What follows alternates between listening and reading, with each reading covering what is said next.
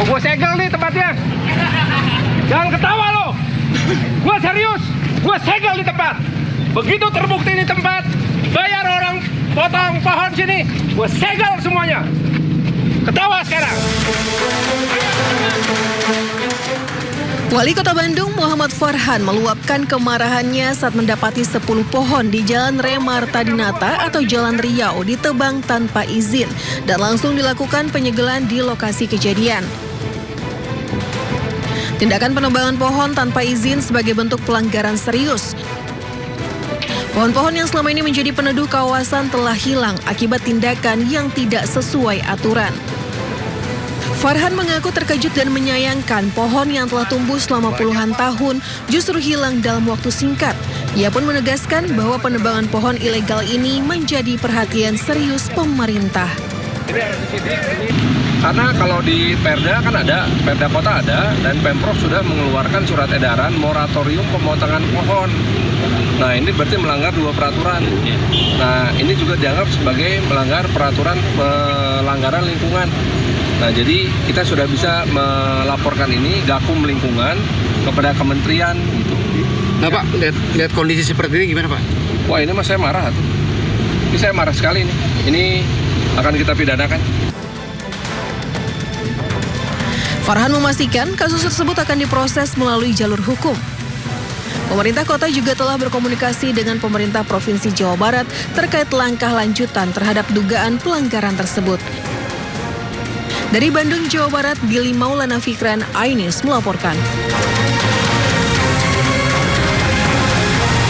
Pemirsa, rekaman kamera pengawas menunjukkan IDF tembak pria.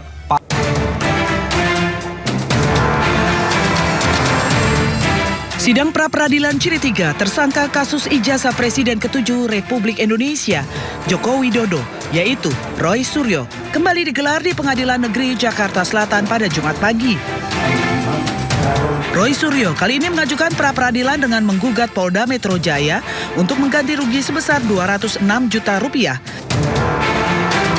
Rincian gugatan yaitu ganti rugi material senilai 106 juta rupiah dan ganti rugi imaterial senilai 100 juta rupiah. Dalam agenda sidang hari ini, Roy menghadirkan ahli pidana yaitu Didit Wijayanto Wijaya. Menurutnya, Didit akan memberikan pandangan terkait kesesuaian permohonan ganti rugi dengan ketentuan dalam KUHP.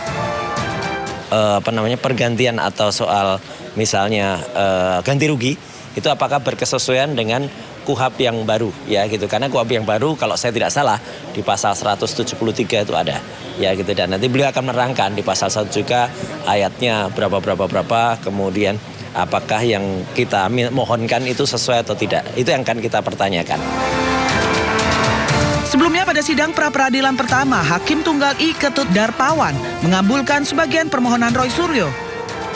Sidang menyatakan bahwa penggeledahan, penangkapan, dan penahanan dirinya tidak sah. Sementara sidang pra-peradilan kedua yang menggugat penetapan tersangka ditolak hakim. Tim Liputan iNews melaporkan.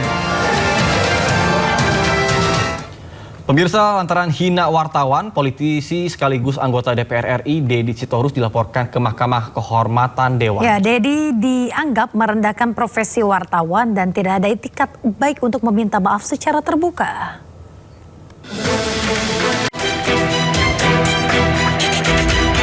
Di tengah maraknya kepala daerah terjerat kasus korupsi, DPR dan Kementerian Dalam Negeri justru tengah mempertimbangkan menaikkan gaji para kepala daerah.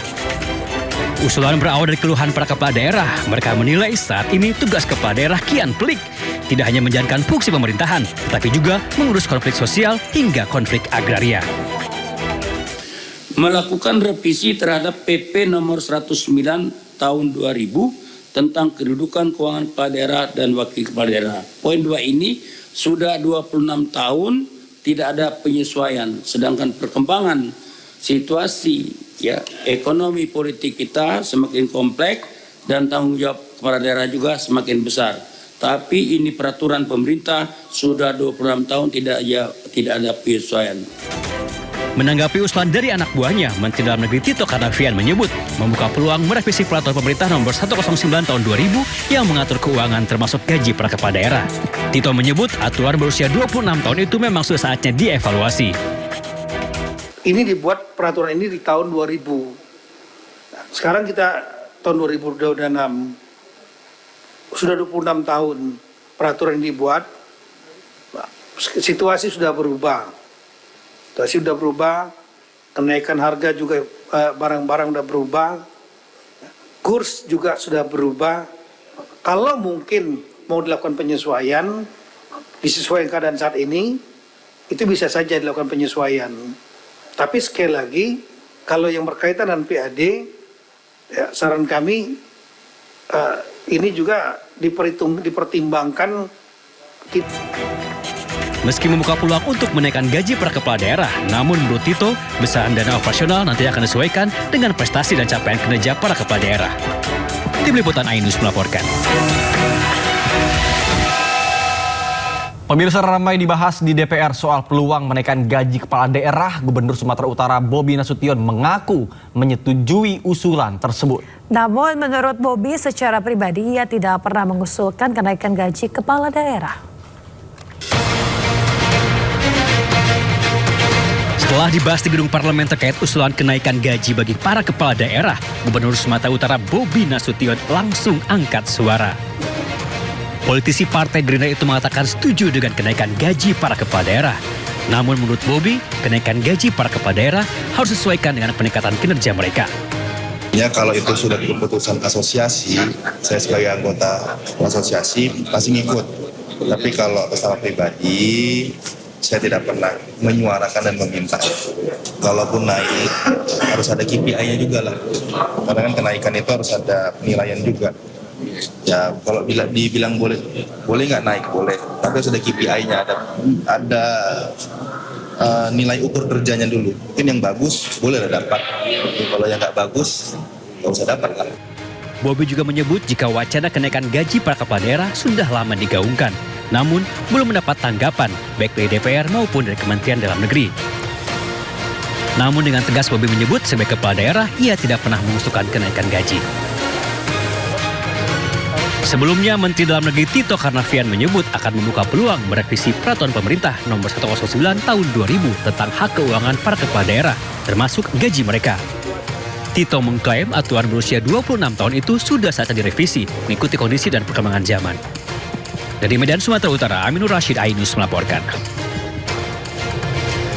Pemirsa, Wali Kota Bandung Muhammad Farhan terkejut ketika mengetahui 10 pohon besar di pinggir Jalan R.E. Marta Dinata dan juga Jalan Cihapit, Kota Bandung, Jawa Barat ditebang tanpa izin. Ya, Farhan menduga penebangan pohon yang berada tepat di depan lapangan padel tersebut dilakukan tanpa izin untuk kepentingan reklame berbentuk videotron di atas bangunan lapangan padel.